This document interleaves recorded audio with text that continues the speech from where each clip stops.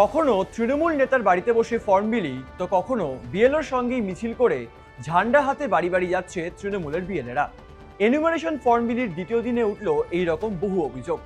নির্বাচন কমিশন সূত্রের খবর, পশ্চিম মেদিনীপুর, হাওড়া, হুগলি, উত্তর ও দক্ষিণ 24 পরগনা ও মুর্শিদাবাদ জেলায় বিএলওদের বিরুদ্ধে ওঠা এই সকল অভিযোগের বিষয়ে বুধবার ইআরওদের কাছে রিপোর্ট তলব করেছেন রাজ্যের মুখ্য নির্বাচনী আধিকারিক মনোজ কুমার আগরওয়াল।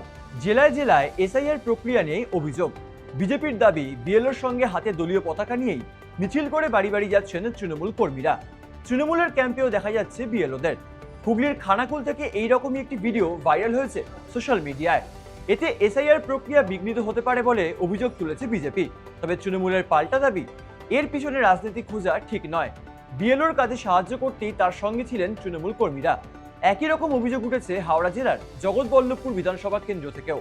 ওই কেন্দ্রের রুদ্রপুর গ্রাম পঞ্চায়েত এলাকাতেও বিএলওর সঙ্গে বাড়ি বাড়ি যেতে দেখা গিয়েছে তৃণমূলের বিএলএদের।